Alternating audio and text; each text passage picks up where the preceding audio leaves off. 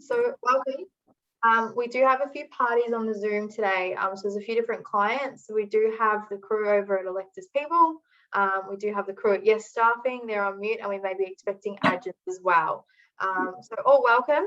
You're all going through a similar onboarding process around the same time. So that's why we've opted to do some group training here, just so it can free up our consultants' time. So when you do go live, we can give you that priority support that you need and service you right before Christmas, rather than being in a million different sessions.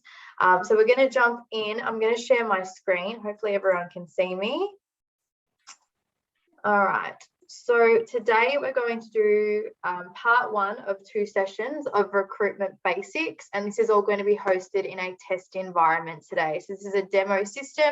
It's going to have demo and test data in there, but it's going to serve its purpose in terms of us learning how the system works, the concepts, the terminology, and what we need to do to get the ball rolling in our own systems.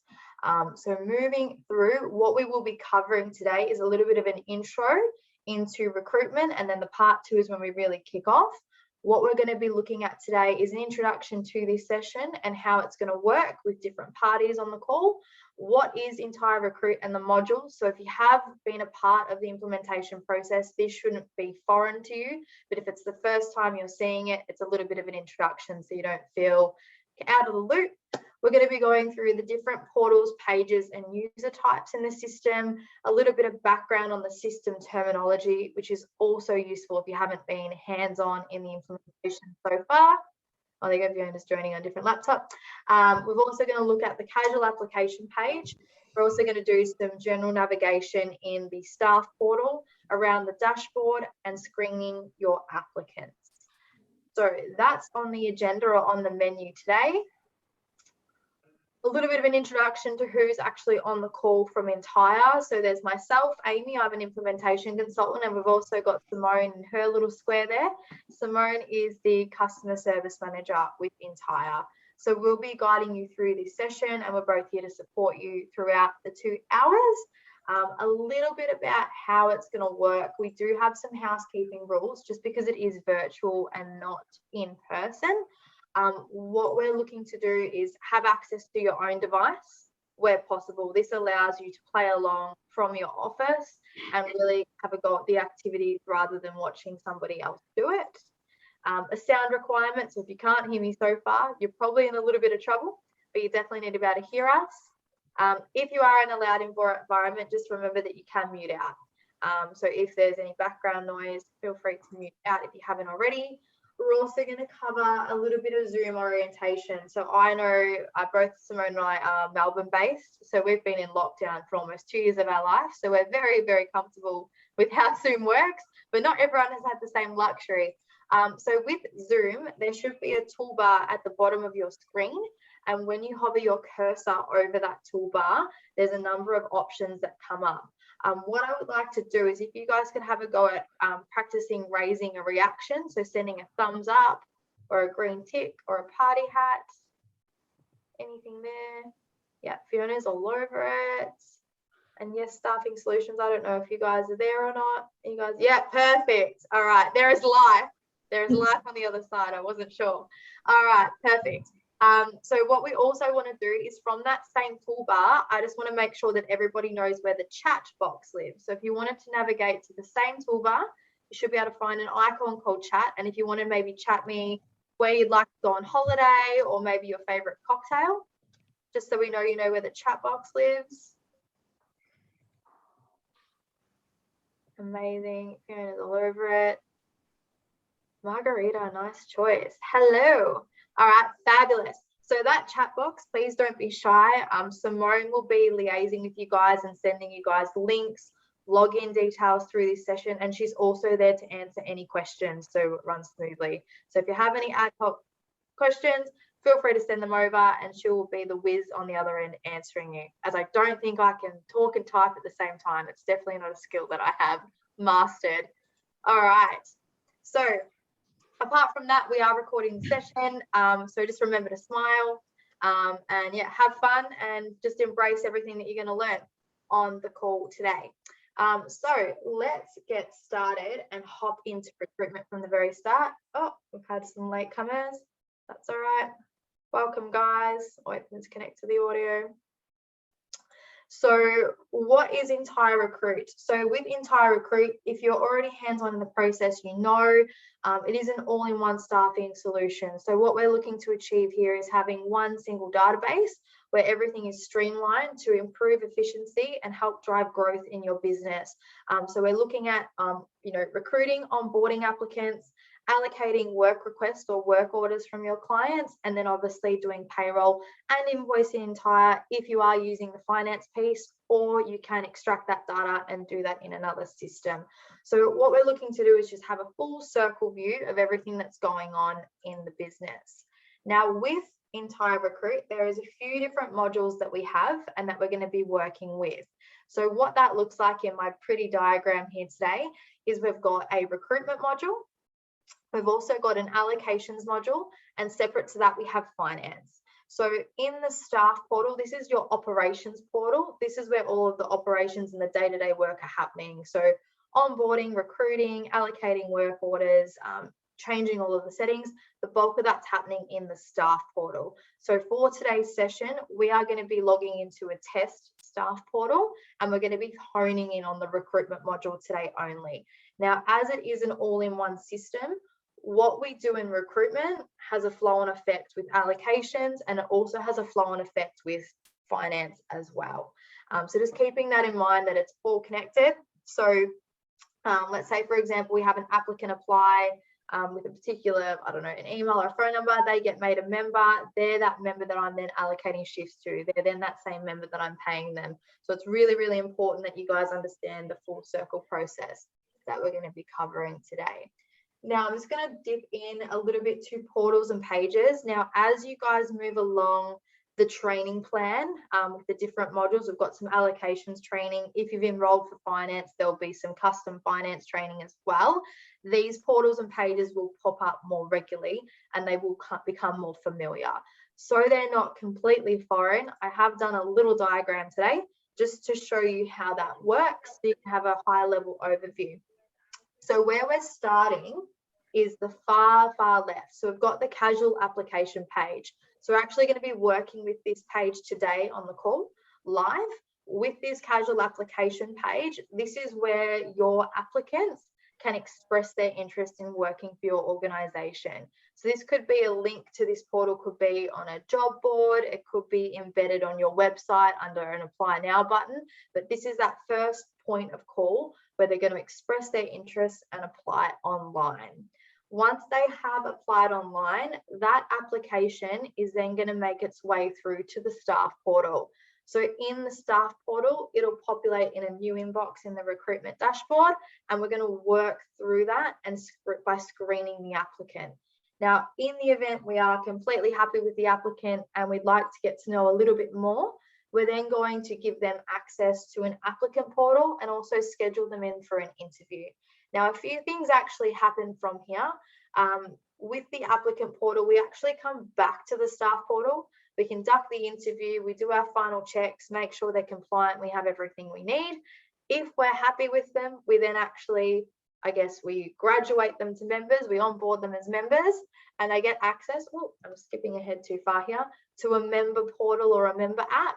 And we also have a client portal as well that allows your clients to raise work orders or view work orders and do a few other tasks that all feed into the staff portal to make your life a little bit easier. Everyone's lifting a little bit of the workload in the system. The final portal we have is finance, if you have enrolled for finance, and that is where you can then process pays and also invoice your clients.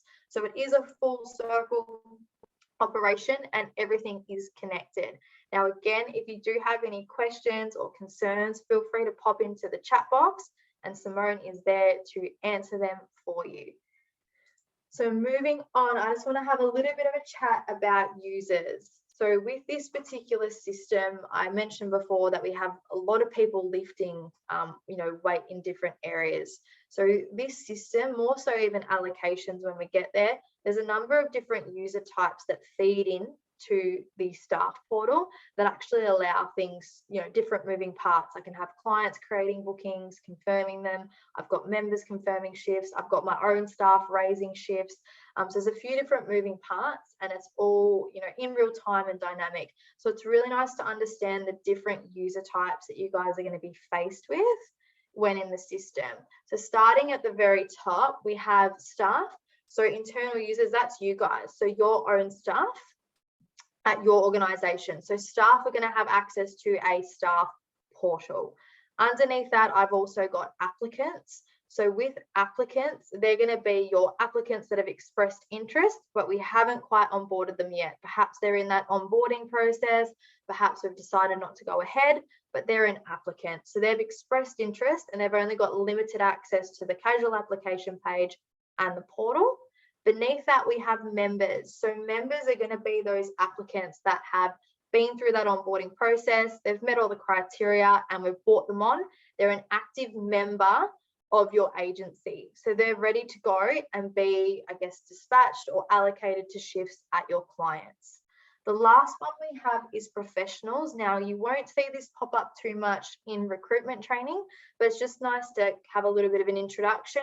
A professional is a key contact at your client that would be raising work orders or perhaps approving timesheets. So they're a key contact at your clients, and that will pop up more so in the allocation sessions. So what you'll find throughout your implementation process is you guys would have received some staff logins to a staff portal. The rest are external people that will be able to contribute to your system when in use. So with this, I've just done a quick diagram. There's no pop quiz, unfortunately. There's no $1 million question on this training.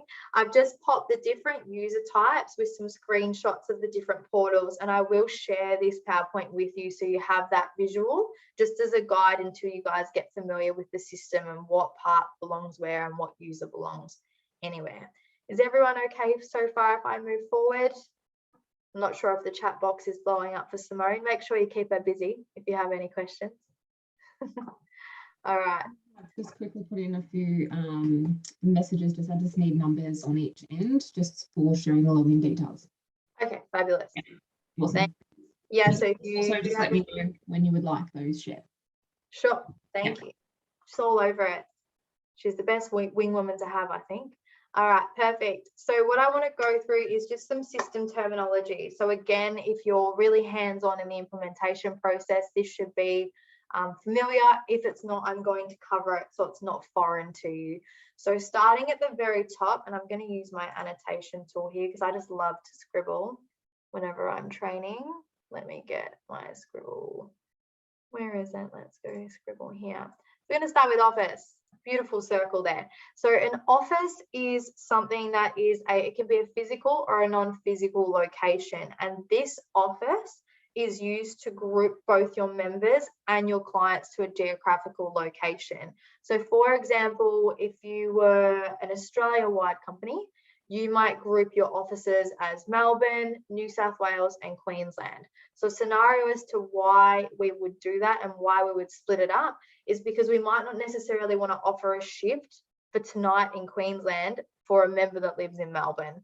It's just geographically not possible. So by splitting it up into regions or zones, it allows us better control when people are applying and are being assigned offices. So an office is a physical or a non-physical location used to group people geographically.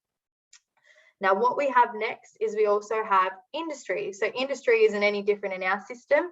It's just industries or sectors that are grouping companies based on their primary function.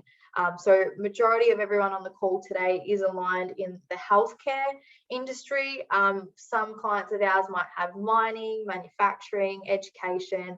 There's a whole variety. So based on the industries that you have set, we can also have qualifications that are sitting or are housed under those industries. So with the qualifications, the way that I like to explain qualification for anyone that hasn't been on a foundations call or through implementation, a qualification is our way of saying it's a job position or a job title. So if you were to go on Seek and you were going to type in, I'm looking for a job as a registered nurse, the qualification and job title, they're the same thing.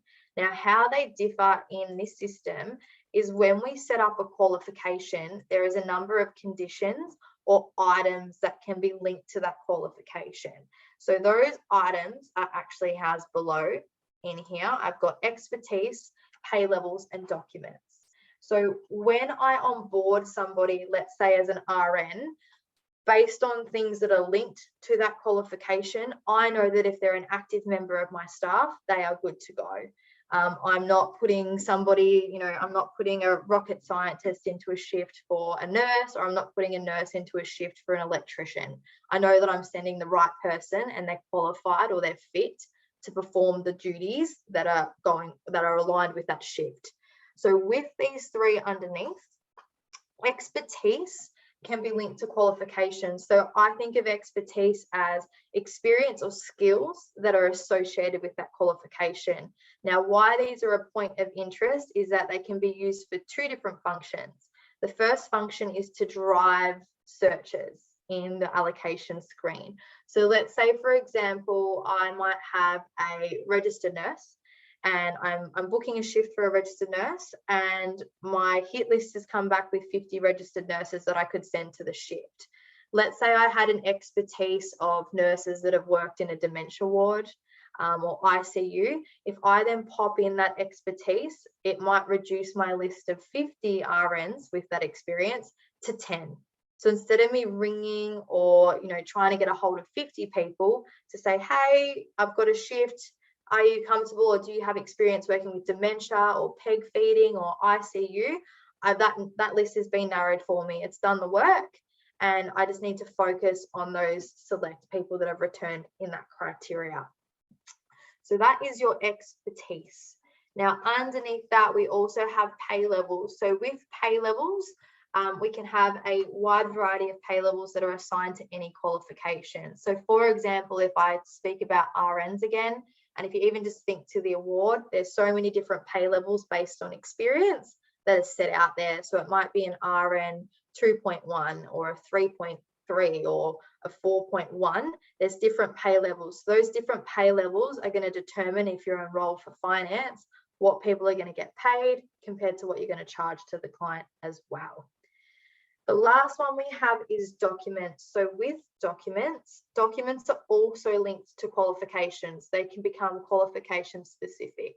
So what that means is we could have things that are, you know, I could have a document that's a form of ID. Maybe it's a passport or a driver's license. Education could be a Bachelor of Nursing. I could have permits and checks around having a working with children's check or an NDIS workers check as well. So all of these documents that we set out in the system, we actually link them to a qualification. So a really good example of that could be, let's say an NDIS worker check. It might be something that an RN has, but it might not be. It might be more aligned with the support worker. So I can pick and choose what documents are actually associated with that qualification and what ones are mandatory and what's just nice to have as well. So all of these things underneath here are linked to qualification, and when we're onboarding those people, we're checking that they check all those boxes so that when we onboard them, they're ready to go. So that's a little brief breakdown of the system terminology that we're going to be encountering throughout this session today. Does anyone have any questions, or are you keeping Simone quite busy in the chat box there? Keeping her, she's gonna have to her fingers if you're writing too many questions. No questions just yet. All right, fabulous. Make sure you keep her on her toes. She's meant to be helping me, not just sitting there looking pretty, guys. All right, fabulous. I'm going to move forward.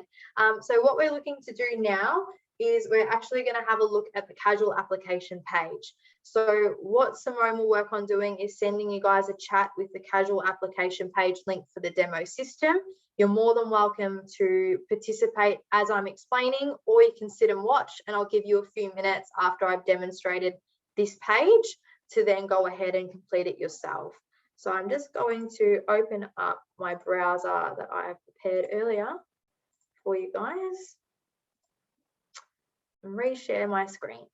So at the moment, I'm currently in the demo system. So we're using a demo system for today's training, and I'm currently on our demo system's casual application page. So what we'll notice at the very top is I've got the URL for application. So once you guys are live and you're ready to go, really smart idea to embed this link on your website or start providing it to potential applicants so they can all apply to the system, so you're not having to create that yourself. Now, with this casual application process, it is a 3-step process. It's very, very easy.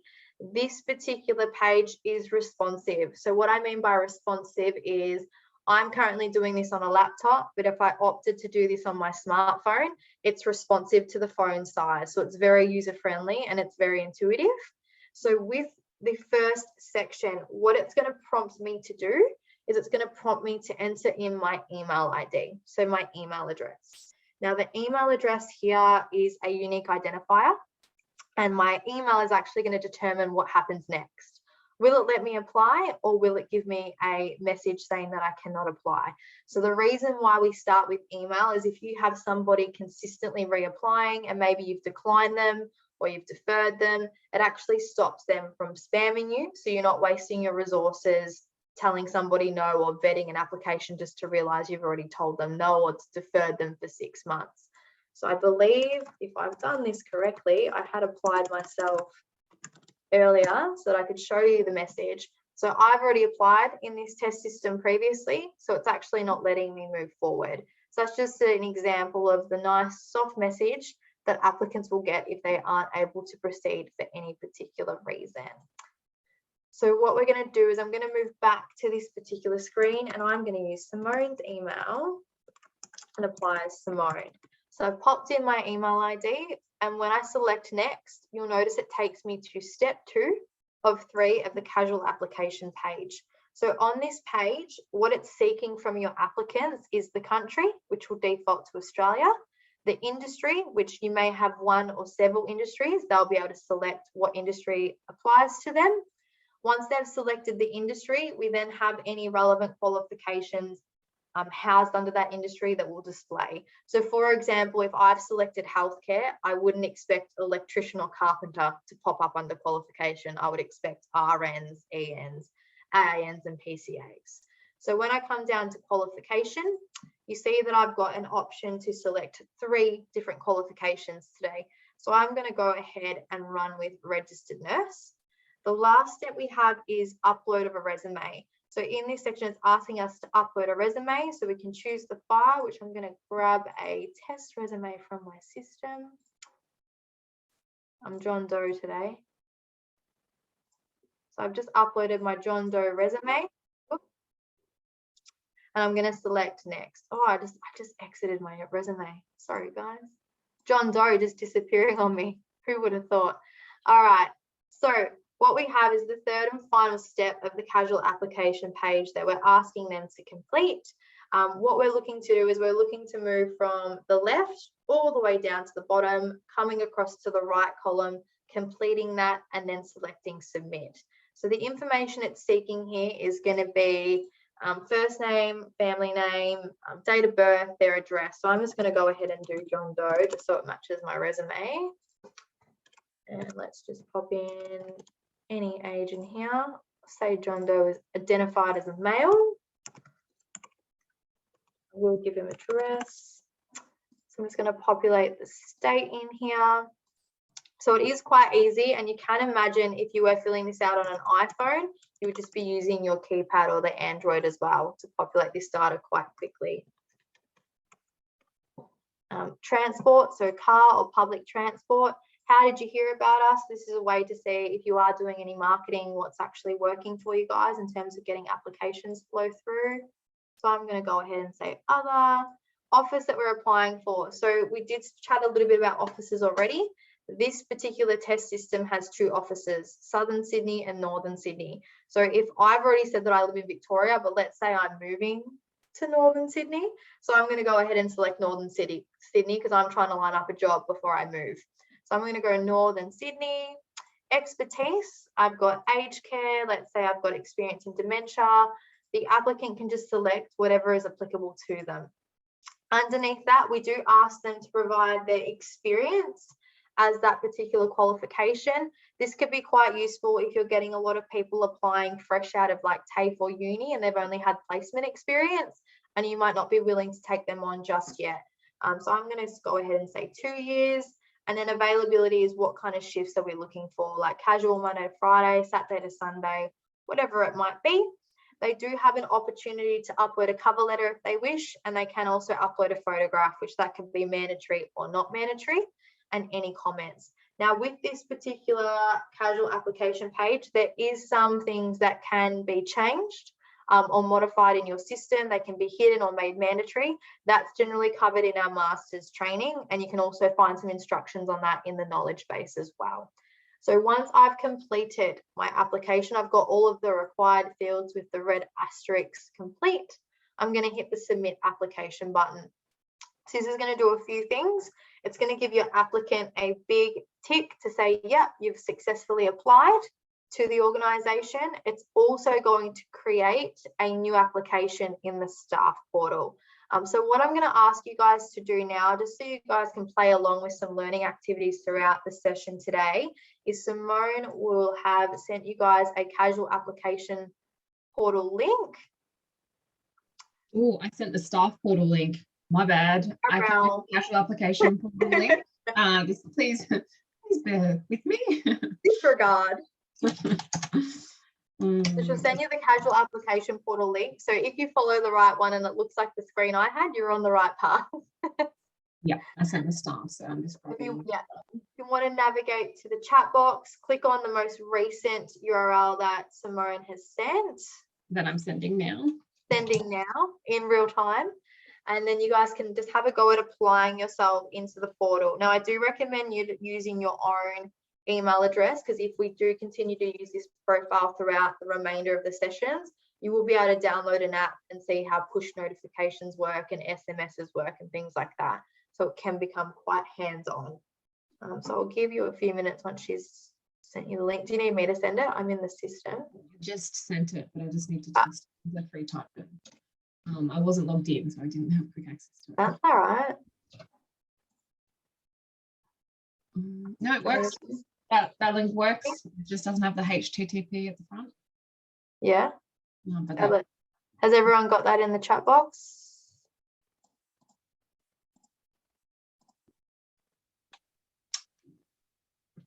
Can everyone please use the reactions just so that we know, because several of you have got your microphones off and I'm not getting quite a lot of action on the chat. So if you can just put a thumbs up on the reactions that we practiced at the start, just to ensure that we're all on the same page, please. Fabulous. So we'll give everyone a few minutes to complete that task. Again, if you are stuck during this time, you are welcome to unmute because I'm not demonstrating, or you are welcome to ask questions in the chat box. Once you have applied, I'll actually be able to see your application in the staff portal. So I'll give everyone a couple of minutes to do that.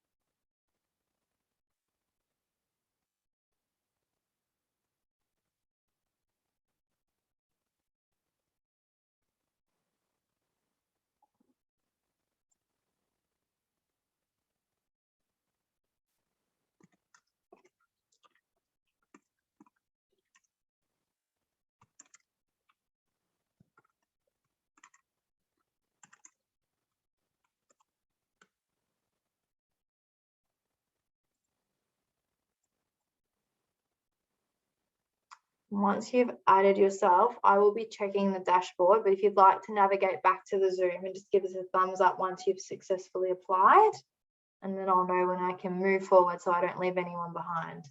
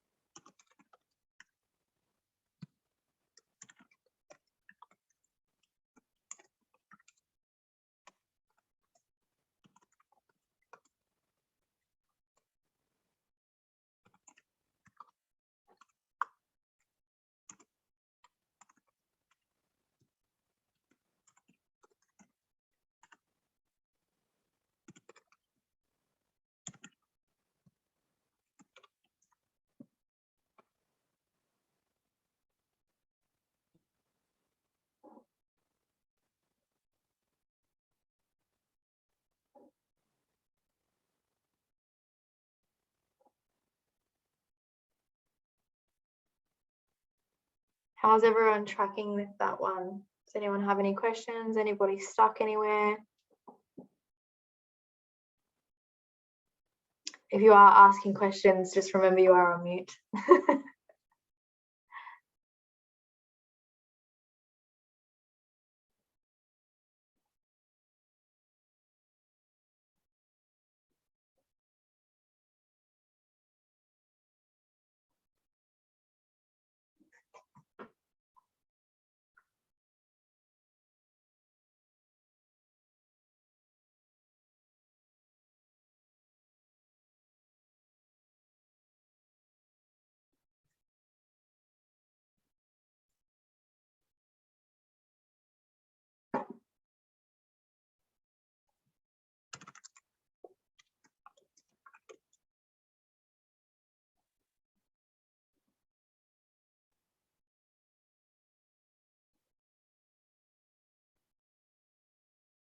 Perfect. I think the hardest part of doing the casual application page is you'll need to find some sort of document to upload as a resume. So it could be anything from your computer, or you might just need to open up Word and write test resume and save it and upload that as your document. As you'll notice, the resumes are mandatory for applicants to upload. Give everyone a few more minutes. Got a few coming through.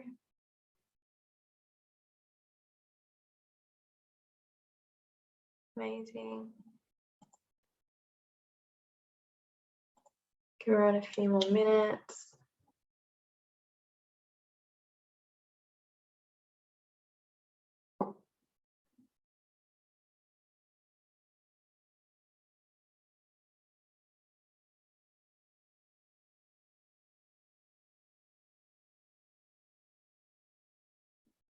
Got 3 applications in there so far, so I'll just wait for everyone else to finish up. There we go. Thanks, Alice.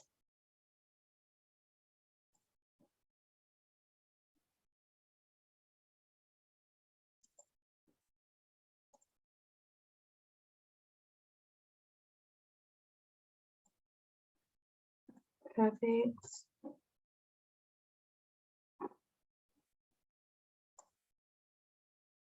All right. Lucy Lou, love that. Just reminds me of Charlie's Angels, but like the original Charlie's Angels, not the new one. All right, perfect. I think nearly everyone has popped in a application from each client, so that's fabulous. If you are finishing up, that's fine. I'll give you about a minute or so, and then I'm going to move on with the next part of the training. Has everyone popped it in? Does everyone want to give me a thumbs up in the chat? Just so I'm not waiting. If I remember where it is. Yeah. Fabulous. And I've got Jeffrey's. Perfect. All right, awesome. We're going to move forward. So what we're actually looking at now, now that I've unfrozen my screen, so if you want to navigate back to the Zoom screen, I'm currently in the staff portal. So the staff portal is our operations portal, and this is where those 2 modules, so recruitment and allocations, are housed. Now there is plenty of other things that you can do in this portal, heaps of other features, report areas, but the main ones I'm going to focus on today are heavily revolving around recruitment. So when you log into your own staff portal, obviously today is a test portal. It's all going to look very, very similar. But we're going to go through just some general navigation. So I will walk through how to log in at the very end. I do believe Simone has sent you guys some login details in the chat to the staff portal as well. So once you log in, at the very top, you've got the option to log out. So it's very, very important when you're not utilizing Entire, because it is an active license-based system, that you do log out of your account. So what I mean by that is you could have a team of 10 people, but you only have 1 active license. That means only 1 person can be at any time. If that person doesn't log out, no one else can log in. So you always want to make sure that you're logging out. We also have a help menu. So the help menu will tell you what's new. It gives you access to frequently asked questions and tutorials in our knowledge base. And the knowledge base is, I call it Entire HR Google. So I'll give you a bit of a preview of what that looks like. You've got a search toolbar up here, and if you have any questions, obviously not Google related questions, but entire software related questions, you can type in a buzzword. Oh, member, it's definitely not a word, is it?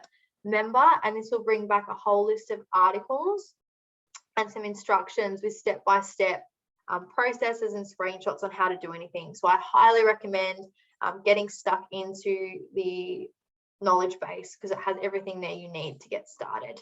Apart from that, we also have your login. So when you log in today, it will have training user, but when you log into your own system, it should have your own name. From here, you can set up Outlook integration if you have it. There's two-factor authentication. So that's when you when you log into maybe Xero or Facebook or any kind of app, and it asks you to verify your identity by sending a text. That's two-factor authentication. We have that as well.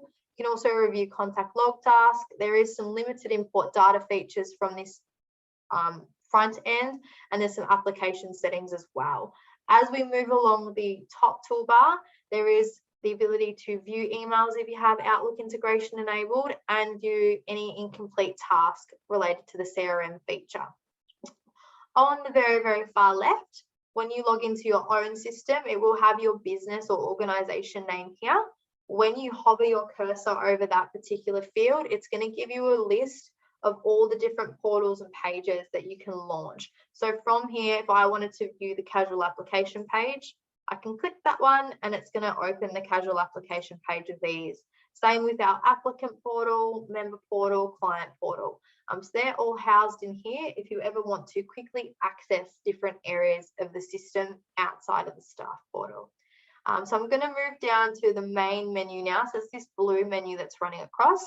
Again, if you do have any questions, feel free to hit Simone up in the chat. She will be able to guide you through anything that pops up. Now, at the very start, we have our home page. So that's our landing page when we initially log in. We do have an application section here where we can view shortcuts, incomplete applications. We can also add applications. We have the ability to view and add profiles and manage different profiles through the system. So we will be working with members more so in the second session. You've got your clients and you've also got professionals. So we had a bit of a chat earlier about professionals being linked to clients or a key contact at your client. We have an allocations menu to access all things allocations related. Placements is related to any third-party job boards that you guys may have signed on for. So we have Seek or Broadbean. Now the masters, we do have a separate training session fully dedicated to masters training. This is where all the settings and the configurations live for the front end. So if I wanted to add a qualification or I wanted to add a pay level, that's where all that magic happens here in the masters. So that gets touched on in another session. We also have reports, so we can run various reports from different areas of the system.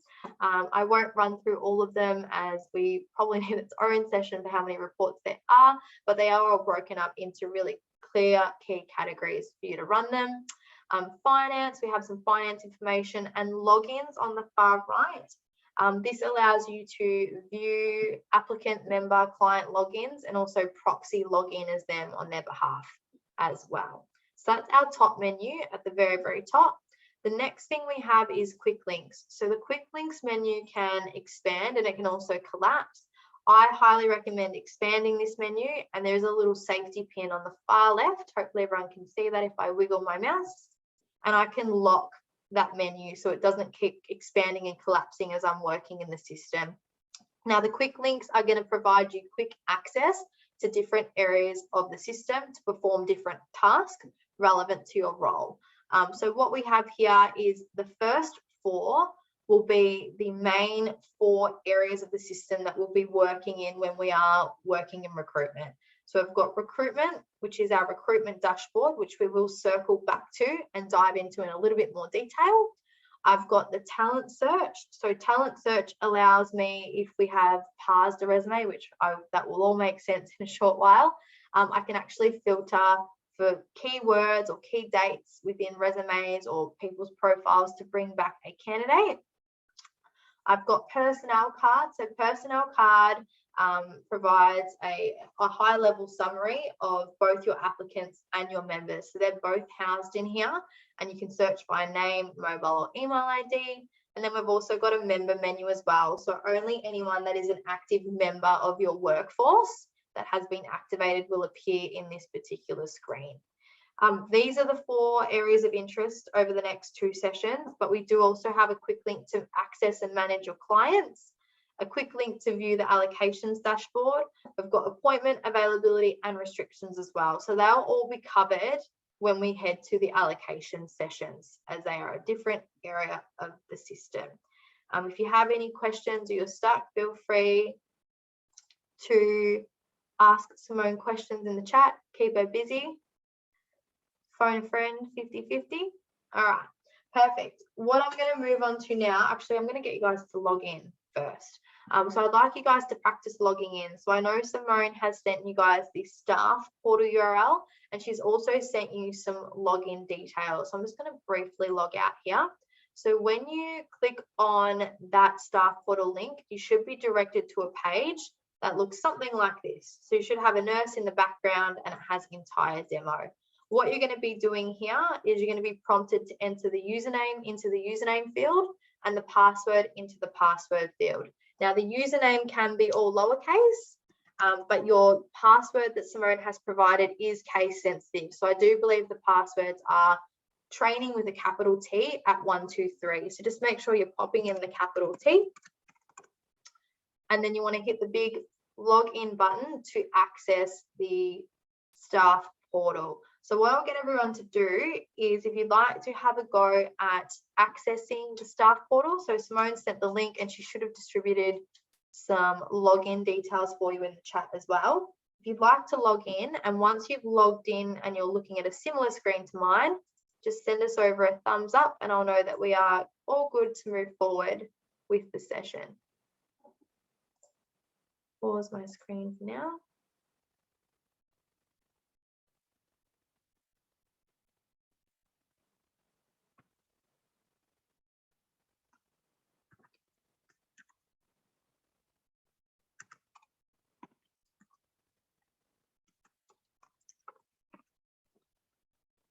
Amazing. Fiona's giving me the thumbs up.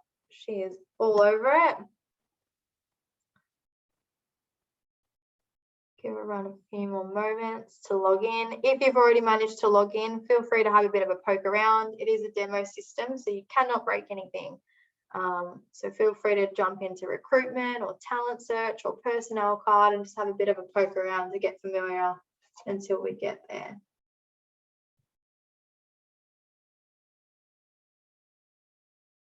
And again, once you've logged in, give me the thumbs up. All your cameras are off, so I can't see real life thumbs up. Or you can send us a chat as well.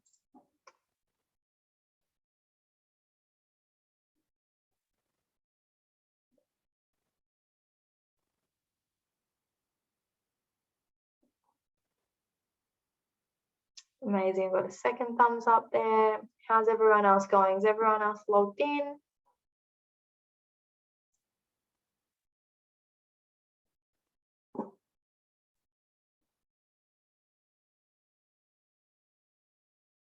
A few minutes. If you are having trouble, feel free to send Simone a chat. Just gonna see what our... I've literally just put a comment.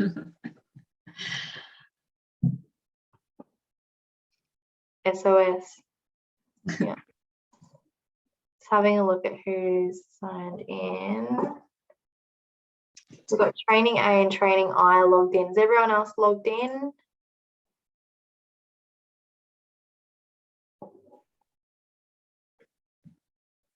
Yeah. All right. I'm going to move forward. If you guys are struggling to log in, please contact Simone via the chat. Obviously, you can sit and just watch this as a demonstration-based training, but I highly recommend getting in here and playing along, just because it's one thing to watch it and it's another thing to actually do it in practice. So the whole idea is, if you do it in practice today with us on the call and you have questions or you encounter any roadblocks, you can workshop them with both Simone and I on the call. So I'm going to move forward. Again, feel free to hit Simone up. She's just eagerly awaiting questions. Like, even if you ask her how her day is, she'd probably be happy with that as well. All right. So moving right along. So Where we're going to be starting, guys, is we're going to be starting in the recruitment dashboard. So the recruitment dashboard is accessed via our quick links menu and the recruitment bubble. I'm going to call it a bubble, recruitment circle. So underneath this, we have our recruitment dashboard. Now there's a number of different stages in recruitment, and there is a lot happening. So with these particular stages, these are all tied to a status.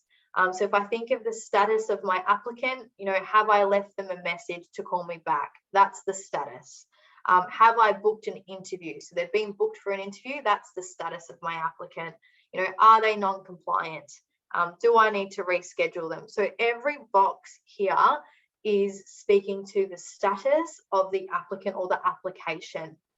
Now, with this screen, what I do like to show you guys is when you log into your own system, or you can have a play today in this system, we do have the ability for you guys to customize the dashboard per user.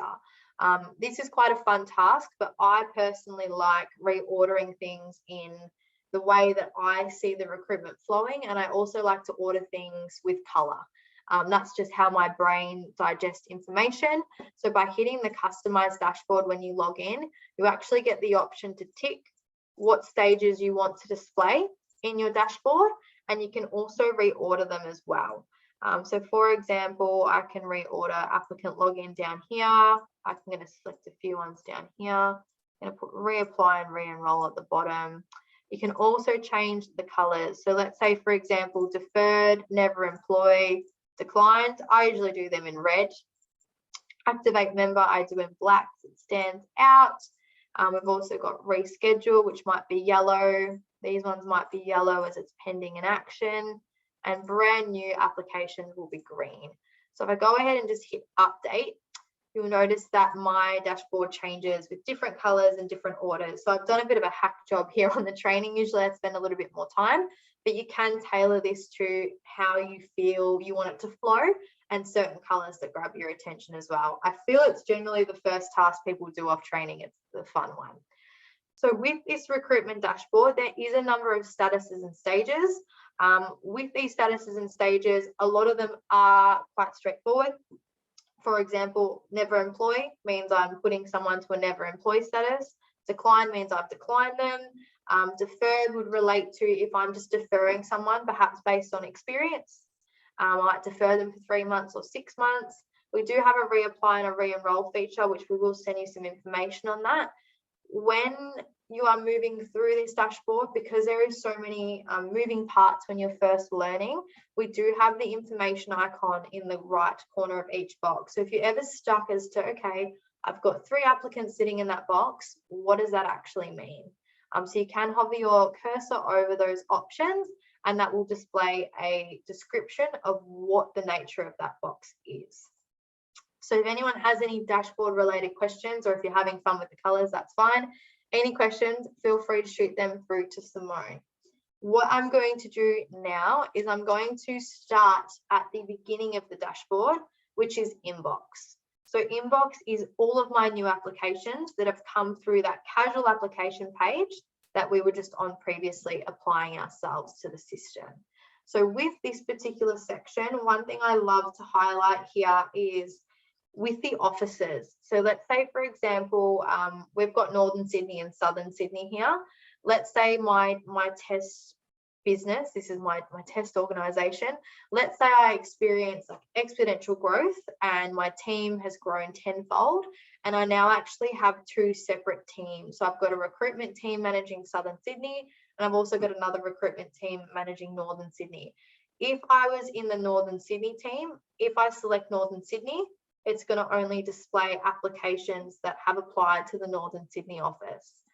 If I select the top of any stage, so let's say, for example, I select inbox, this is going to display all of the applications regardless of the office they applied for.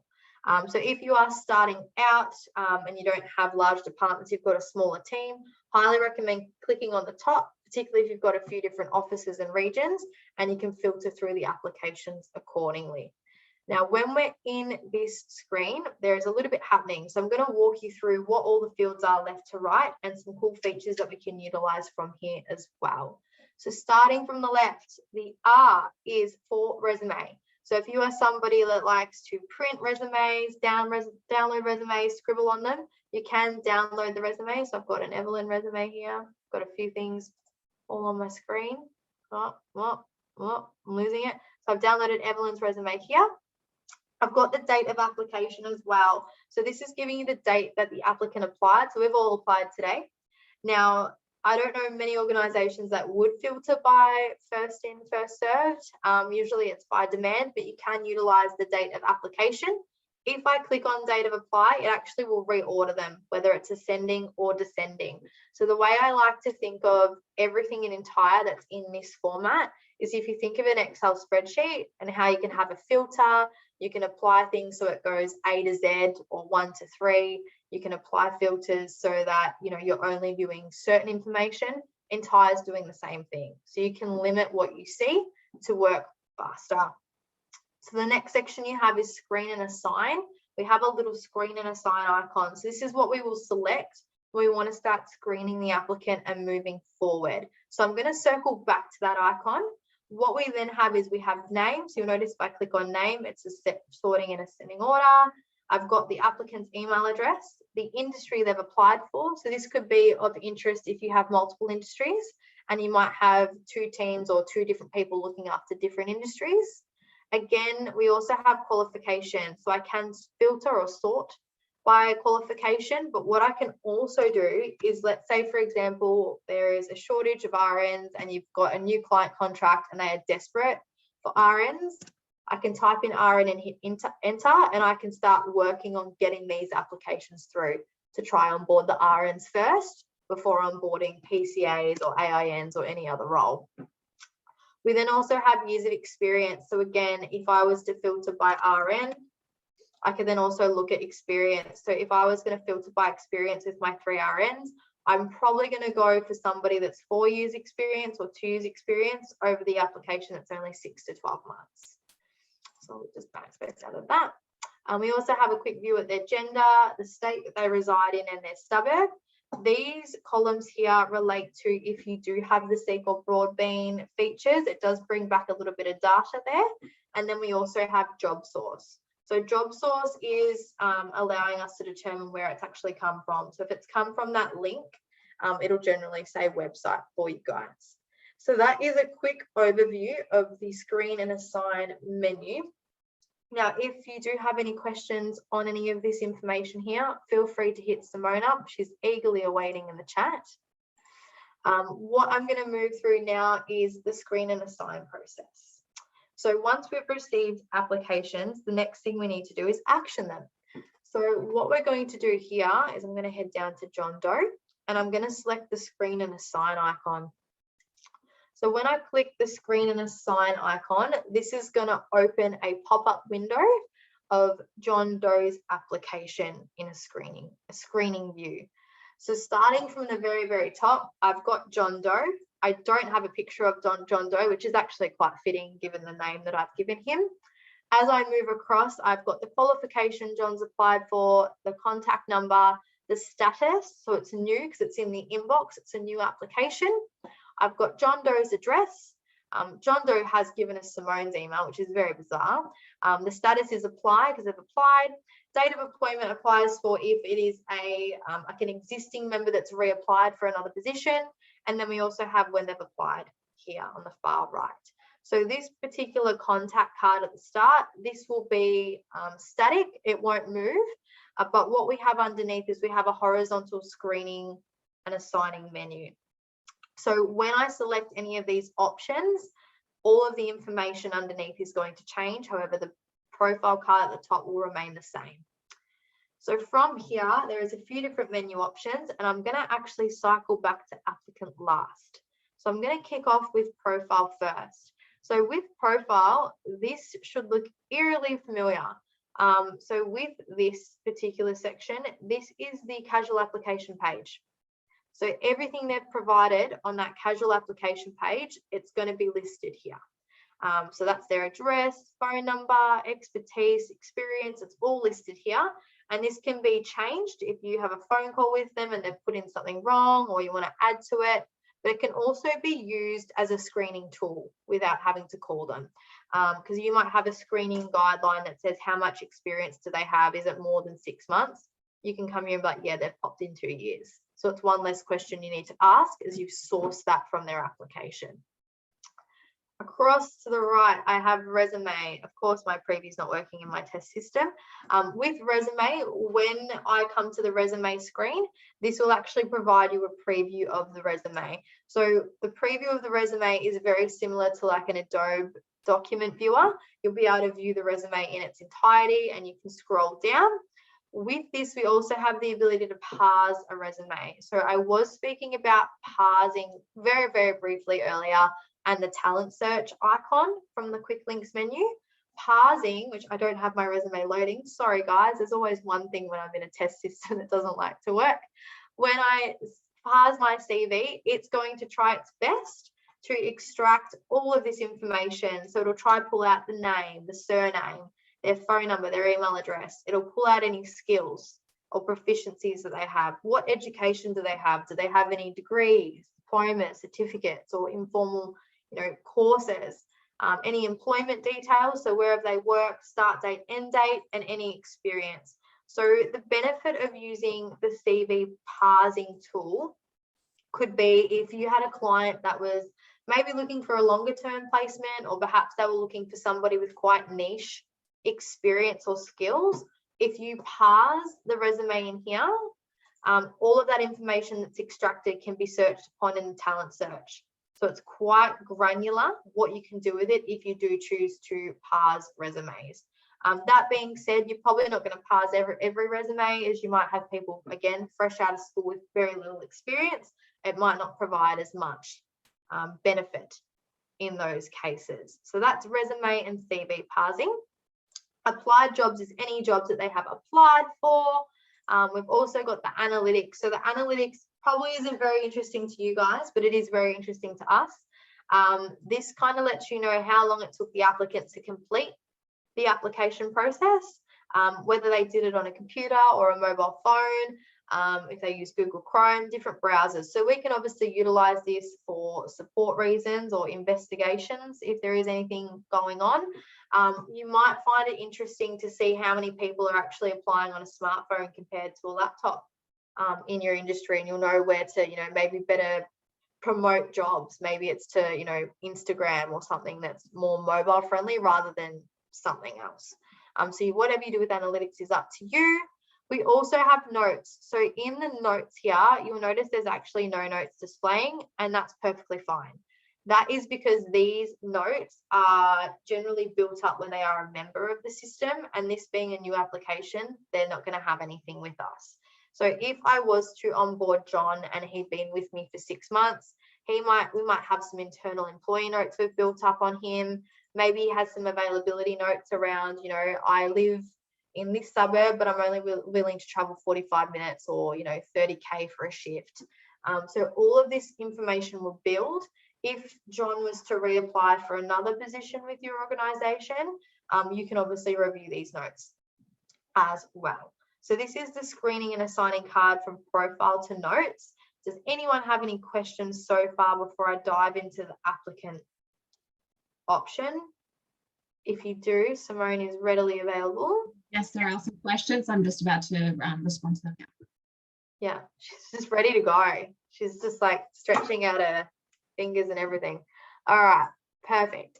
So I'm going to head back to the applicant portal. The applicant button. So with the applicant button, there's a number of different actions that we can take. So this particular section, this is where we're now looking to action the application. So what do we do now? What are we doing next? So when we come down, you'll see here it says choose the type of action to screen the candidate's application. So I've got 4 options. One option is I can confirm an interview. One is screen and process. So screen and process is pretty much anything but interview. I can book a to be confirmed appointment, or I can issue just login details only just to get them started on the applicant portal, and I might try book them in for an interview later. So there's a number of different pathways that you can take. For today's session, the 2 that I'm going to focus on today is confirming interview and screening and processing. Now you'll notice regardless of the action that I choose, most of what's below is very, very similar. One thing that is going to stick around is the screening guidelines. So in here, I have some screening guidelines that I've popped into the system. So when we're looking to screen somebody, whether it's a phone screen or I want to try and obtain this information from their application, what I'm doing here is I want to see, do they meet my bare minimum criteria as an organization before I move forward with them? The reason why we want to do this is once we book an interview or we issue login details to the portal, we're then asking that applicant to provide a series of documents, like upload your ARPA registration. Have you got national police clearance? Can you upload a form of ID? What's your financial information? So if they're not meeting the bare minimum criteria here, sending them that login and asking them to do that is both a waste of their time and your time. So we really want to make sure that we have screened them prior to moving forward. So in here, you'll notice I've got a series of questions that you can ask. You know, smartphone, you might have come to analytics and seen that they'd applied buying an Android. So you're like, okay, well, they definitely have a smartphone. They might say, you know, are you familiar with this? Are you familiar with that? You can select all of these options. Some of them, depending on your system, they may be mandatory, which mandatory means if not all of them are selected, it actually won't allow you to move forward and confirming and locking something away. I believe we might have a mandatory or not mandatory in the system. How we utilize this with the numbers, I've got 1, 2, 3, 4, 5, is we have screening notes at the bottom. So let's say screening note number 1, I might write yes. Screening note number 2 might be blah, blah, blah. Number 3 might be area of interest. 4 might be no. 5 might be yes. So you can go through here and just list the numbers and anything that you might need to mention in regard to those questions, those screening guidelines that you have. Now, where I'm going to go next, so that I'm not confirming an interview straight off the bat, I'm going to head to screen and process. So screen and process is the second tab across, and it means I'm not booking an interview. So I'm going to scroll down to the very bottom, and what you'll have underneath these screening guidelines is I have application status. So you'll notice that these should look somewhat familiar as we're speaking about the dashboard and statuses. So here I've got decline, deferred, callback, left message, never employ. Does anyone want to have a go at where they've seen those before? Maybe chat them to both me and Simone, where you might have seen callback, decline, deferred, left message. Anyone have any ideas where they might have seen them before on this training? Anyone? Any takers? Phone a friend? Fitty? Yes, you can phone me via chat. I'm not doing Chat a friend. So these statuses, they belong to the recruitment dashboard. So we've actually seen them all the way over here. So you'll notice I've got left message, I've got callback, I've got deferred, never employed, declined. So we're speaking about them being statuses. So what I'm looking to do is I'm actioning a new application to a different area or a different status of its life cycle. So I'm going to go ahead and find John Doe again and just open him up. I didn't save him because I was just too excited to show you guys where that lived. So screen and process. So in here, I can select a different status. So let's say, for example, I've reviewed John Doe's application. Perhaps there might be a few screening guidelines that I'm not too sure about, maybe work restrictions or compliance around like COVID vaccinations or something. What I can do here is I can change the status. So I'm actually going to change it to callback because I want him to call me back. I'm going to leave screening notes. Now, this is quite important. Throughout the entire system, we have this little clock icon. It is an alarm clock to make sure that you're staying awake during the working day. When you click the alarm clock, it's going to do a user date and timestamp in the system. So this is saying Amy left this note or did this on this date at this exact time. So this little clock will become your best friend. From here, I could say left message for applicant to call back. Now you're probably wondering, like, callback and left message are very, very similar. I usually think that left message means that you're not really too desperate to get them on. Their application's okay. Callback means, like, you really need to hire RNs and John is hitting the mark on paper and you want to get a little bit more information to move forward ASAP. Now, from here, what we can do is we want to go ahead and hit confirm. So the green confirm button at the bottom is what's going to lock in any changes. So if I go ahead and hit confirm, I need to put my follow-up date in. Sorry, guys. So a follow-up date for John to call me back. That's if he ever does call me back, and hit confirm.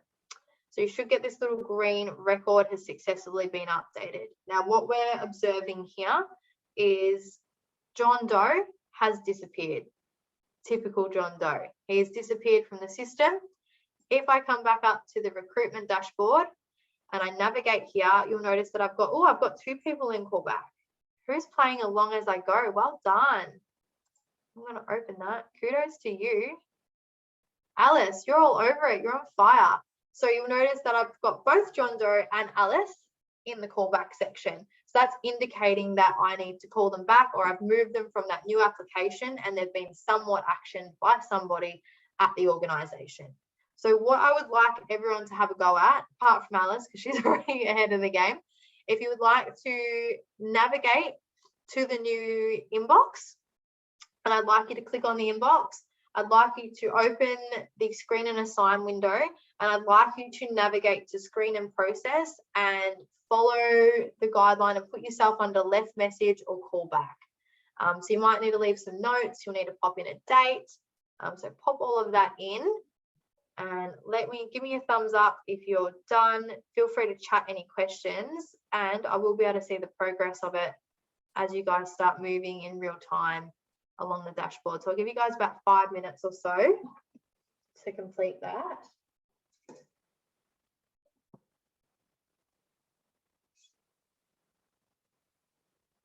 Five points to Gryffindor. Love that, Simone.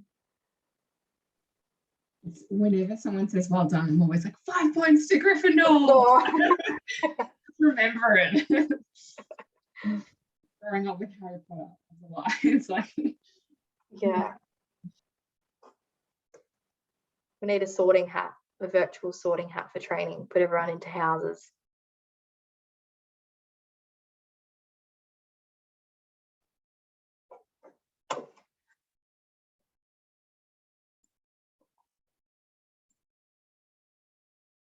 So if you do get stuck, sing out, because off the back of this activity, we're going to be going through actually booking in an interview and what that looks like and then what happens next.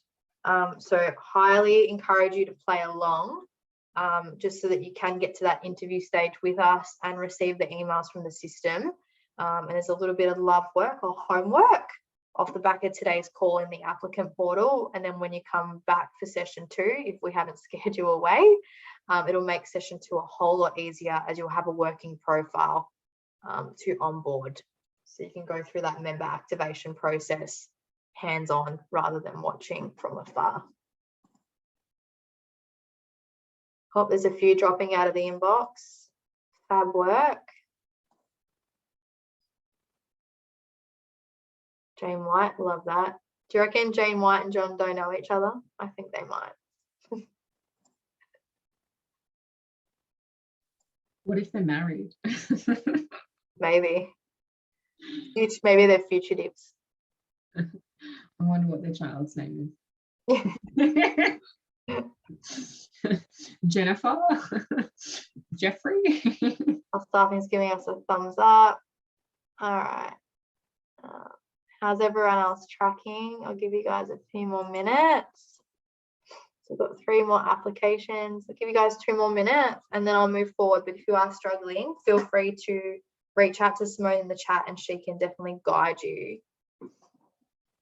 through that activity. So we've got a few applications in there.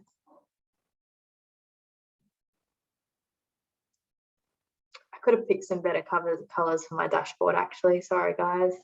If you are waiting, feel free to customize your dashboard while you wait. That's quite a fun activity. So fill time.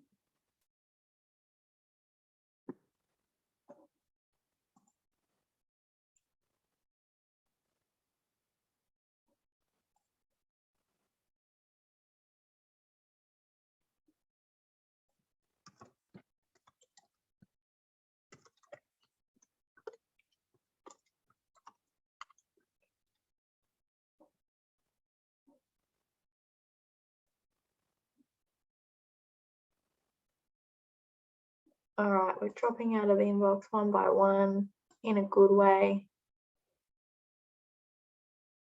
All right, fabulous. I'm going to move forward with the session. Again, if you are stuck in inbox, feel free to chat Simone. She's there to help you. Or after the session, we can distribute the recording and you can play along in your own time offline if you prefer that as well. So coming back to our dashboard, so let's say we've called these applicants back, or perhaps they're even a new application. What we want to be looking at now is how do we go about booking in an interview once we've gotten a hold of them and we've successfully done that phone screening or that, you know, remote screening of that applicant. So I'm going to open up callback where I can view all of our applicants that have come through. What we're going to do again here is we're going to navigate back to the screen and assign icon. So when I navigate to the screen and assign icon, we're going to open up the same window that we've already previously worked with. Now, what you'll notice is we're already defaulting to screen and process because we're currently sitting on callback. Now, you'll notice when I drop down the options here, interview is there, but I can't select it because screen and process is for everything else but the interview. So to book an interview, I'm going to come to the confirm interview tab. So it's telling you exactly what do you want to do. I want to confirm an interview. That's the tab that I want to navigate to. Again, all of your screening guidelines will be here. Let's say that I've got John on the phone and I've confirmed that he doesn't have any visa restrictions or requirements, or he shared them with me and I'm confident to move forward. And also around compliance, he holds all the necessary checks and perhaps has the COVID vaccine. From here, I want to go ahead and book the interview. So when I come down to the very bottom, again, I can leave additional notes. You are not limited to the notes that you've left previously. So I might just say, you know, confirmed XYZ, booking interview for, I'm just going to pop in date. Now, when I come up, what we have here is I can select my recruiter. So you might not find yourself as a recruiter in this system. That's fine. You can select me or Simone or anyone here as your recruiter. So if you were in your own system and you were the person conducting that interview, you would be selecting yourself. So when the email fires to the applicant, they know who they're actually doing the interview with. From there, we want to pop in the start date. So I'm going to go ahead and pop in Monday the 13th. And I'm going to pop my interview in for maybe 10 a.m. after coffee. That sounds like a good time. So once I've popped all of those in and I've got all of my screening guidelines checked to, like, obviously say, yep, I've checked all of them. I've done what I've needed to do as a recruiter. What we can do is you can preview the email. So this will give you a preview of the email only. But what we want to do is we want to navigate to the very bottom and hit confirm at the very, very bottom. So hitting confirm for me. I'm just going to double check that that has our applicant portal link in it. I have a feeling. Yeah, let me have a look. Appointment interview. I believe it's this one that we've just sent. Yeah, I don't think we do. If you've already pressed the button, I'm sorry, I'll resend it to you, but I'm just updating that template so that you have something. So if you guys want to have a go at changing it from callback to booking an interview, pop in the chat any questions that you have for Simone, and you should expect an email if our test system is going to play ball today to your email address that you've registered with as an applicant.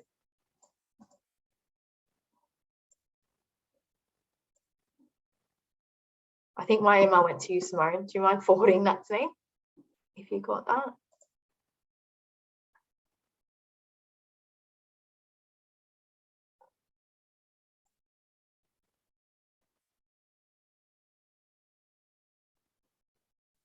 I've just sent you a chat as well. The Zoom settings at the bottom are covering. Oh, sorry guys, covering confirm. Sorry, yeah. It's a surprise button. You've just got to find the word confirm. Big green button, confirm on it, and hopefully you'll receive an email from our test system. See if it's feeling good today. I feel like test systems are more moody than a teenager. Thank you, Simone.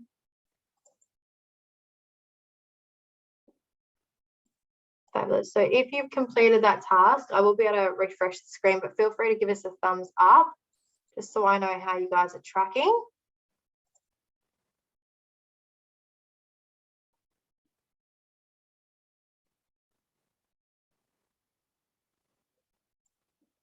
It can get a bit sticky booking an interview because there's a few more hoops to jump, so take your time.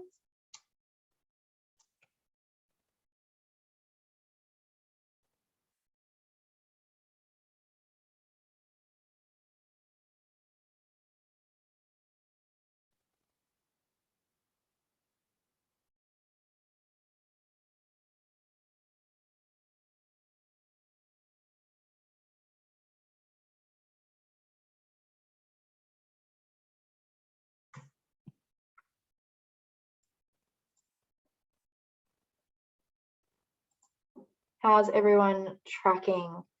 If you were stuck, let me know. Oh, we've all moved to interviews. Fabulous.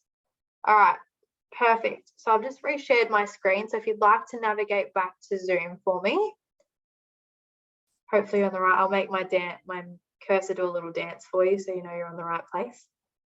So what you'll notice now is that we've all shifted from callback and we're all moved to the interview inbox. So again, I can view interviews per office, or if I select interviews at the top, that's going to show me all of my interviews that are booked. Now in here, we've got a series of information that we can see. Again, we can apply those same filters and we can filter down. What we have here on the far right is going to be, I guess, an area of interest for you guys when you start utilizing the system. So if I wish to edit an appointment, let's say, for example, John has rung me and he can't make the interview as his wife Jane's gone MIA. I can reschedule that by selecting edit appointment. I can come in here and edit the interview appointment accordingly. What we're going to focus on today is we're actually going to focus on coming in and hitting the interview icon. So I'm going to come in and hit the interview status. When I hit the interview status, this is actually going to direct me to something called the personnel card. So the personnel card is what we're going to be working with during the onboarding life cycle and also throughout the members' life cycle if we're coming here to update their documents or update their information. This is where we're going to circle back to every time.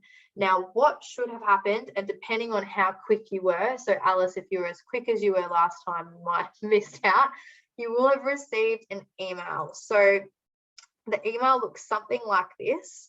I was one of the first ones, so I received it without the link. So this is just a generic email. Again, emails from our system can be customized. So you do get some standard templates, but if you're not happy with them after you've done master's training or you've consulted with your implementation consultant, you can go here and change this. If you remove stuff, we will not be offended.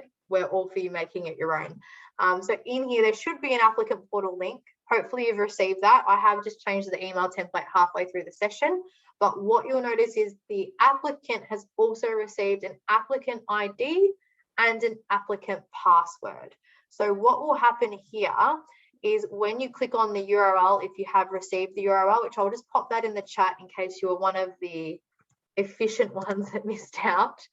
I've chat that to only one person there. This is why Simone's on chat and I'm not. You should be able to come to this particular screen via that link. And what I would like you to do is pop in the applicant ID you've been provided into the applicant username field and the applicant password you've been provided into the password field. So I'm going to go ahead and demonstrate that if you're not too sure.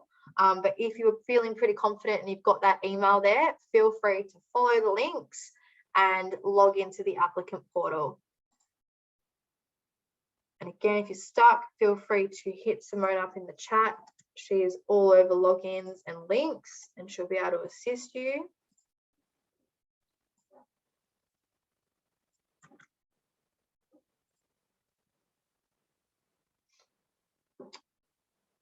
I've just logged in now and I'm going to go ahead and pause my screen. Do you want to just put your right at the top of the browser? Yeah, is it in the way? Sorry, guys. It's just at the top of the menu, so I'll put it in the far right. It's like a big ship. We'll give everyone a few minutes to log in and get that email. If you haven't received the email, please reach out to Simone. I'm just going to go ahead and update.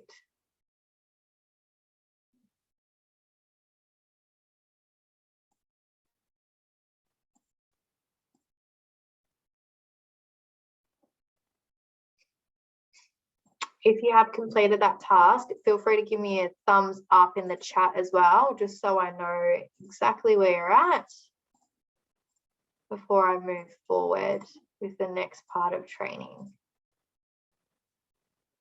Just making a few changes.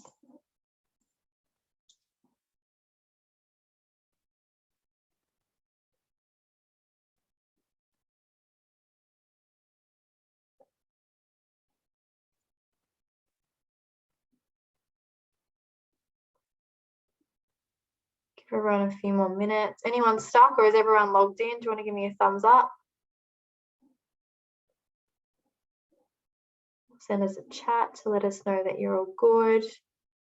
Might actually be able to see if you've logged in. Simone's sending us party emojis.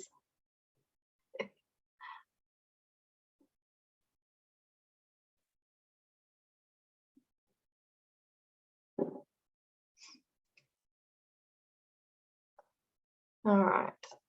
Anyone having any trouble? I'm going to assume we're not having any trouble because there's no chats. So what we are looking at now, as you would have already seen, is we're looking at the applicant portal now. So this means that we have screened. I'm just going to move this toolbar. It just wants to be in the way. So we've already screened our applicant and now we've provided them access to this portal. So this is only for people that we're interested in and they've met the bare minimum criteria. Now, again, very similar to that application page, this portal is also responsive on a mobile. So it's accessed just from like a web browser on your mobile phone or your smartphone, and it's responsive. So it's quite intuitive, really easy to do on a mobile as well as on a desktop. Now, when we come to this particular applicant portal, there's a few things happening. So the first thing is we're applicants. So this isn't something you guys need to do as staff members. This is the responsibility of the applicant. So what we're hoping they're going to do here is provide all of this information, hopefully prior to the interview. That will obviously help shape your interview. And in addition, it alleviates you having to chase them or playing email tag for documents that are missing to get them onboarded. Oh, Simone's raising her hand. I am. I've just got someone just is a little bit behind. So okay, just logging in, but she'll be, yeah. That's so fun. I'm glad everyone flagged me down because I won't stop. That's my problem. Right, Get them behind. Yeah. In trouble if I was on the Titanic crew. I just would have turned around. How's everyone else going? Does anyone have any questions? If you'd like to unmute while we're waiting. We're all good. Everyone's on board. Fabulous. All right. I'm glad everyone made it. So in the applicant portal, what we have is we have a menu on the far left. So this menu can be reordered. So when you log into your own menu, it may be in a different order. I know I personally reorder mine. We do have applicant portal instructions. So these can also be modified to whatever you desire. So whatever you would like your applicants to see, any instructions relevant to your business or any nice messages or, good luck with your application. We can't wait to see you at client name. You can definitely modify this in the masters. That's a part of the masters training and you have complete control over that. To the far right, we have an applicant progress chart. What you'll see here is it is color coded. So green indicates completed, red indicates not completed, and the orange indicates optional. Again, these may differ in your own system depending on your preferences or how it's been configured for you. But everything, how we're going to go through it today, how it works, it's all the same. So with this particular section, what we're looking to do is we want to fill out this information as an applicant. So Generally, I'm going to give you guys about 15 minutes or so on today's call to get a head start. I'm going to work through it. I'm going to demonstrate 2 or 3, and then I'm going to give you a couple of minutes. We might not get through all of them today. It'll be a little bit of homework, but I will go through everything. Actually, you know what? I'm going to go through them all first, and I'm going to give you guys a bit of time to do it all in one hit. I think that might be the better option, just so I can explain everything. So starting at the very top, this again is the home page. With this message, one thing to note is every time an applicant completes a section, we're going to default them back to this page. So any instructions that you feel you want them to see repetitively, this is where I'd be putting them. The first tab off the rank, bit punny there, we're going to be looking at personal details. Now, with personal details, all we're actually seeking from them is emergency contact details. We've already obtained everything else from the casual application page. Can't get that out. We've got their birthday, we've got their address, we've got their first name, last name, phone number, email. All we're really needing is emergency contact details. So in here, you can go ahead and pop an emergency contact. I always pop mum, and I'm doing this wrong on purpose to help in our second session. And I'm going to pop in mum's fake number and hit update. So once I've updated my emergency contact details, I can then hit complete stage. So once I hit complete stage, again, it navigates me back to the home page as we said it would. And you'll notice now I have personal details in green. So can everyone see how I've got one little section of green? So we can see how that's moving across. Again, if you have any questions on this as I'm moving through, feel free to add them to the chat. Simone will get around to them, or I might be able to incorporate them in as we work through. The next section is educations. This is speaking to the qualifications that you have loaded in your system. So from here, the applicant has the opportunity to, I guess, not apply themselves, or I guess select themselves, or I guess highlight that they're willing to do more than one role, or they're qualified to do more than one role. They can also hit save and then select any expertise that they feel they hold, any expertise or skills. So for example, I might say that I'm happy to do both of these. Probably not ideal scenario, but you can click both so they can be dual qualified. Once they've hit save, they can then come across and obviously deselect or select any linked expertise to those qualifications and hit save. Once they're pretty happy with the qualifications there, we're just going to go ahead and hit complete stage again. So this will revert them back to that home page, and you'll notice the education tab turns green. So I'm going to move on to the next section. The next one we have is health. We also have training, and we also have documents. So we generally reorder them so they live together. All 3 of these are the same. They're all documents, but we're just putting them into categories. So I like to think of it as, like I said it the other day, is if you're on a game show and somebody was like, oh, what category would you like today? Is it going to be sports, literature, maths? I want to keep all the right questions in the right category, or all the right documents in the right category. So starting with health, when I navigate here, I'm going to be prompted to upload or provide any information around health documents. So in this example, you can see I'm prompted to provide a COVID-19 vaccination certificate. So when we are setting up documents, again, this is in the masters, some fields will also be made mandatory in addition to the snap or the file or the picture that you're requesting of them. So for example, for a COVID vac, I probably want the issue date, so when that was valid from, and perhaps the document number. That's not mandatory in this test system, but you might want that vaccination certificate number. So in here, the applicant will just select the date that they were vaxxed. They can pop in the reference number, and then they can select a file from their computer. Now, I don't have my COVID passport handy, but let me just pop in my resume for now, just to get past this. So what we'll notice is in here, any document that is mandatory, so it's been linked to the qualification I've selected here, it will be flagged with this little red asterisk. Now, why this is super important and why I love doing this hands-on is I recommend when you get into your own portal, following these instructions and doing it for each and every single qualification. Why? You want to make sure that the documents you've linked in the masters or everything that you've set up around an RN or an AIN or whoever it is, they're correct. Like the last thing you want is you've got a health document and it's saying, you know, upload your electrical license. Like it just doesn't make any sense. Or perhaps something's mandatory and it shouldn't be mandatory. So by doing it for each and every single applicant, you get to test if the flow is what you want for the end user. So moving to training, again, another form of documents. In this one, I've got a COVID infection module. So I'm going to skip that one today. I can come back to that later. The next one I have is registration. So with registration, depending on the settings of the qualification, it will determine whether a registration is required or not. Now, generally for RNs, when we set them up for clients, registration is a big fat yes.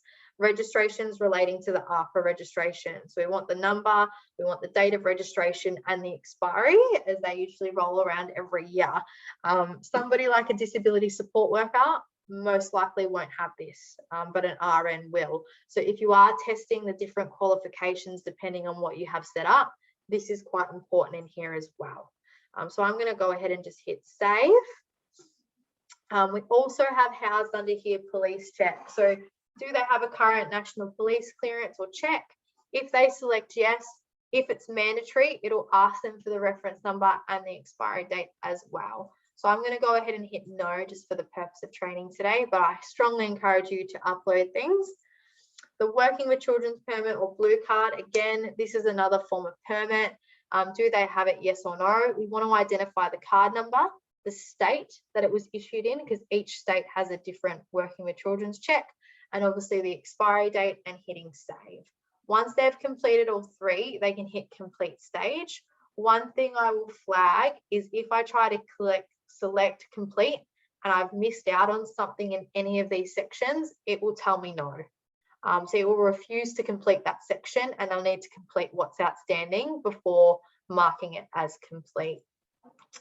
Again, if you have any questions while I'm moving through this, feel free to fire them off to Simone in the chat. Underneath here, we have visa details. So with visa details, if they're an Australian citizen or a permanent resident, fantastic. We can leave this set to yes, and they can complete the stage. If they are not, they simply slide the toggle to no, and they'll be prompted to provide us with a little bit more insight or information. So passport country, the passport ID, and also the expiry. And you'll notice that we've pulled the first name, last name, and date of birth already. This information will be quite prevalent when we do part 2 of recruitment training with the link out to the IMI check that we can do, the Vivo check feature that we have. So for today, I'm going to leave that as yes and hit save and complete. The next task we have is competency. So I don't have any set up in here, but let me just quickly set something up in the masters. So competencies, while I'm doing that, competencies are, pardon? Oh, that's all right. I'm all over it. I can keep talking. I'm on fire. So competencies, think of it as a survey or a questionnaire. You could have one or you can have multiple. They can be internal. The external ones are going to appear on the applicant portal to your applicants because they are external. So the way that I think of competencies is, again, like a game show. I can create different categories, and then underneath those categories, I can have related questions. These can be industry specific, but they can also go down to a particular qualification. So if you wanted to do a survey or ask a bunch of questions just for RNs, that's totally possible. So I'm just creating a really ad hoc category here just to demonstrate this. Bear with me, short time. All right, fabulous. So I've just gone ahead and created something very, very quickly. So again, like the game show, I've just done sports as a category, and my first question is hello. Again, you could do like an OH&S category. It might be a, administering medication survey. It could be anything. So all of the different types will be listed on the side. When you select that category, it will give you the relevant options on the other side. As they work through the questions, we do have 3 types of questions. So you have short type, you have multiple choice, and you have yes, no.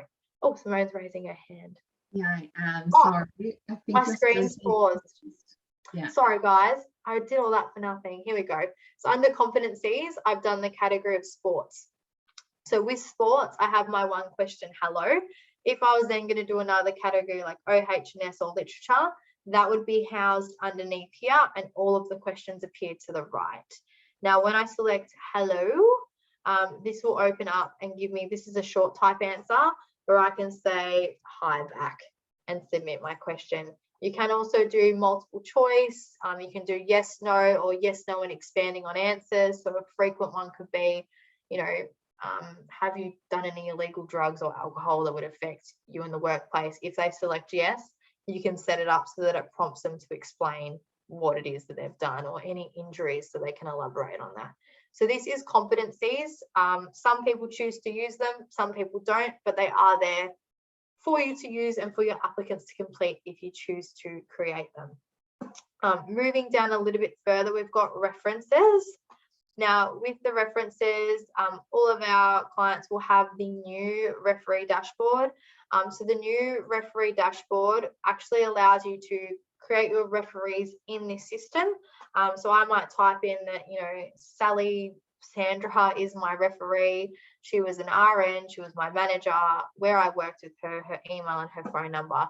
What this online referee dashboard does when it's set up, and I know all of you have it, is it can send your referees an email or a text saying, hey, we've got a survey that we'd like you to complete on an applicant that's applied with us.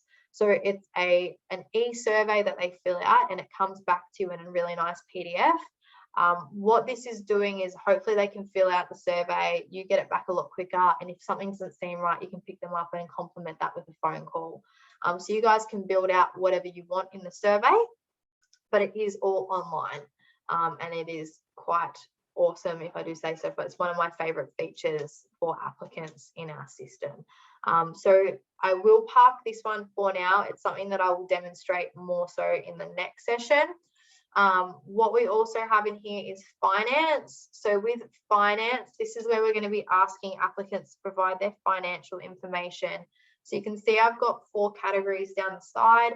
I've got tax information, super information, banking details, and where I want my payslip to go. So starting with tax information, depending on your setup, you want individuals to have a tax file number, or you might have sole traders that are going to be operating under you guys with a ABN. From here, we can then declare our tax file number as well.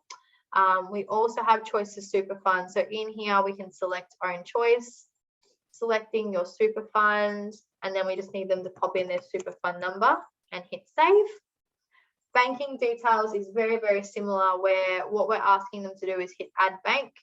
From here, there is a list of BSBs. So as I start typing, hopefully there's something that exists with 467, probably not. I never get this right. I always pick a number that's not a real BSB. 923. There we go. So to select the BSB, it will populate the bank name, the branch, and the state. So all that's left for the applicant to complete is the account name and the account number. So it's eliminating room for error. So for example, I might just write John Doe, account number 123456778, and update bank details. If they can't find their bank, they can select this option here to add a bank, and you guys will just need to verify that that's a legit bank when it comes through. The last one is payslip delivery type. So this will generally be set to email. I don't know about anyone else, but it's been a very, very, very long time since I've received a payslip by post. And based on Christmas deliveries and COVID, I don't think we get it for a very long time anyway. So making sure that's email and saving and completing that one away. I've got to complete my tax information. We've got 3 more here. So the second last one, because important links is a little bit different, is policies. So policies are a series of documents that they're not employment contracts. They're very generic in their nature. So we don't want to have it with a true field or a date field. We don't want, please sign here. It's very generic, and we're just getting them to acknowledge a policy. So it could be just acknowledging like an employee handbook. It could be a drug and alcohol policy that you want them to acknowledge. With policies, they are company-wide. So you can't set them for a particular industry or a particular qualification. They are for everyone. Not only will your applicants need to sign them, but if they don't sign them at this stage, if they do become a member and they download the app, they actually won't be able to pick up shifts or submit timesheets without acknowledging or accepting the policies. So I'm just going to quickly upload something, anything I can find off my computer, just so I can show you how that works. I'm literally just doing that for you. Oh, thank you, Training Fairy. So while she's doing that, with policies are very different to the Z sign feature that we have. So I really want to highlight that. So policies is very generic in nature. Z sign is very similar to DocuSign or HelloSign, where it can drop dynamic information into that document, like the applicant or the applicant soon to be member's name, dates. It can pull in the qualification. Z sign is very, very different to policy. So this is anything that's very generic in nature that you want people to acknowledge. While Simone's working on that, I will circle back to it. The last one we have here is documents. So with documents, this is everything else that hasn't been assigned to health and training, and it will be dependent on what's been put into your system. So generally we see a lot of education in here. We see identification in here as well. And this is where you want to upload all of these documents. Now I've got a fair bit to do because all of them are mandatory in this system. But all we're asking them to do is select here, pop in the reference number. You can see this one's asking for an issue date, but not an expiry date. Working through all of those and uploading that. Oh, my screen. Sorry, guys. I'm here. Sorry, guys. So documents is here. Again, it's everything else that's not health or training. So I've got category, I've got description, start, expiry, reference. When I select on one of them, this is where I can populate that information. And again, just selecting files from my computer to upload them into the system. So I'm going to park that task because that's quite a few things to do on the call. I'm going to talk about important links while Simone's uploading some policies. Now, important links is another really cool feature. Important links in the system can be set up to be links that are viewable to your applicants only, or links that are viewable to clients, or links that are viewable to members only via the app. So examples of some important links that we might see in here or we might put into your system could be for healthcare, it might be a link to the AHPRA website, and the instructions might detail, please click here to provide or renew your AHPRA details as they're required for your application. It could be a link out to, depending what state you're in, where the Working with Children's check is, the government website. Please click this link to, renew or provide your Working with Children's check, or the NDIS screeners check. So you can put in a few hyperlinks or documents. It could be the Fair Work Statement. You might want them to have access to that, or that might be a policy that you want them to acknowledge and sign. These are just quick links or documents to help assist the applicant with applying online. Generally, we don't have it sitting down here. We pop it at the very, very top so they can look at that first. And that's where the important links live. I'm just going to click back to policies and see if my policy fairy has done it. Oh, it doesn't like me. Is that because I haven't refreshed? I think it's because I've logged this time. It's not liking it in real time. Do you want to try upload another one, Simone? Yeah, I'll do it now. I love test systems. While Simone's doing that, does anyone have any questions on the applicant portal? If you'd like to unmute and ask any questions so far of the applicant portal, anything that you've seen? No, everyone's on mute. I take that as a good sign, or you can't find the unmute button. All right, let's see if I can refresh this. Oh, it's not letting me do it. Let me see if I can log out and I'll log back in, because I think it's because I'm already in as John Doe, but it's not liking me very much. Let me just get John Doe's details. So if you are on your laptop, what I recommend doing, if you haven't already, is log in as an applicant. And what I would like you to do just for the next 5 minutes or so is just start working your way through the portal. I don't expect you to get through it in 5 minutes, but just to get a bit of a head start and ask any questions of any roadblocks that you encounter. And we can hopefully field those on the call today. Between when we do training now and next time, if you can complete as much of that portal as possible, because we're going to be using this profile that you're working on to actually vet that application and onboard them or activate them as a member. So everyone wants to log in. If you're getting stuck or you have any questions, please let me know. Or send it across in the chat. So you just want to work through the first few tabs.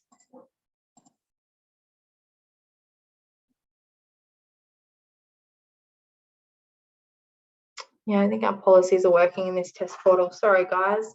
I'll get our team to have a look at that. And then you guys, hopefully by the time you get to policies over the next day or so, we'll have that fixed so you can have a play at what actually happens with policies there. So I'll give everyone 5 minutes or so. Again, if you get stuck, we are coming to the end of the session, so feel free to chat to Simone or unmute and ask questions. Simone's got a hand raised. Yeah, so we did just have a question. I thought it would be good to just go over again, policies versus contracts and the ZEPL sign side of things. I don't know if you'd like to go through that, or I'm happy to. Yeah, sure. What was the nature of the question?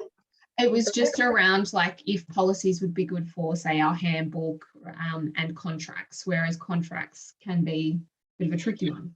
Yeah, contracts can be quite tricky. If you wanted to use a contract as a policy, I'd recommend it being very general in nature. The biggest thing around including that could be if they're signing it, they might think that they've got the job and they haven't done the final interview and you haven't actually accepted it. So I would recommend keeping your policies with things that might be like anti-bullying policies, employee like handbooks, things that you want them to read that maybe align with your company's core values or policies before they accept the position. And then with ZEPL sign, that's what I would be utilizing to send out those contracts with, and it drops in the app like the member's name, the date, the qualification. And the biggest difference between the two, just to kind of give you an idea, is a policy, when we sign it, the signature and the date doesn't actually append to the document. It's just there for auditing purposes. We can run a report on the date and time and the signature, but it doesn't actually put that information on the document. Whereas ZEPL sign, very similar to HelloSign or DocuSign, when we put all that information into the contract, if they're signing on the contract and they're putting the date field or they're doing an initial, that information is on the contract. It's in the document that comes back to you. So I know that if I was getting somebody to complete an employment contract, I would want their signatures on it, not off it. Whereas a policy, I'm happy to run a report and say, yeah, they acknowledged that on, August last year or March this year. So that's a brief rundown of the difference between the two. Hopefully, does that answer the question? I don't know, Simone, if you want to add. No, answering the questions. That's all good. Thank you very much. No worries. Any other questions that anybody has as they're working through the portal?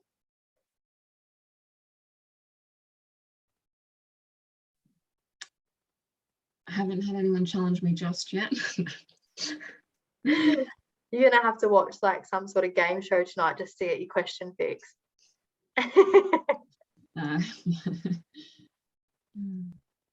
All right, perfect. Well, while we have just 5 minutes left, what I'd like to do is just kind of summarize everything that we've covered today, everything that we would like you to do if time permits prior to the next session, and what to expect from the next session.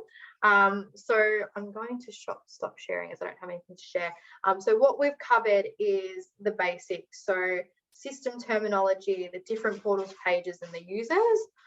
What we've then looked at is that casual application process. So you've expressed your interest as an applicant. We've then screened that application. So we've gotten a little bit familiar with the recruitment dashboard, played with callback, left message, but then we've eventually secured an interview. We've locked in an interview, and we've also issued applicant portal details. So that's all in the email you've received. It has your interview date and time and the portal details that you've logged into today. What we are now doing is, what I would like you to do off the back of this session is complete the applicant portal. So I would like you to complete it in this test environment. What that will do is it'll actually prep that profile so that when we do part 2 of the training, which is scheduled for Monday, you can use that person that you've applied with, and you're going to actually validate or verify the application before we go through the activation process of activating a member. So by doing the homework, you're going to actually have something to play with live in the next session. If I'm completely honest, a lot of people get stuck at the 2-part activation process. So if you can do hands-on and do the homework, very, very beneficial for you. Outside of that, because you love homework so much, if you have access to your own system already and some of this data has already been provided, we can send you a recruitment checklist, which is featured in the knowledge base, and you can work through those tasks and apply yourself and just check that everything's linked or displaying as you would desire for your business and the qualifications that you've set. That being said, that is the conclusion of our session on Zoom tonight. Thank you, Simone, for helping me, and thank you all for joining me. And I really, really do appreciate you all coming together to allow us to do group training, because we really just want to get you guys all up and running. It's paramount, and we want to give you priority support on the other side of training. Does anyone have any questions for us before we go? Everyone's on mute, by the way. Everyone's good? All right, fabulous. Well, if any other questions do pop up between, I guess, when we finish and beyond this training, feel free to reach out. But we look forward to either connecting with you as a consultant or seeing you on the next session. Great. Thank you very much. Thank you. Thanks, guys. Thanks, Amy. Cheers. Okay, bye-bye. Bye.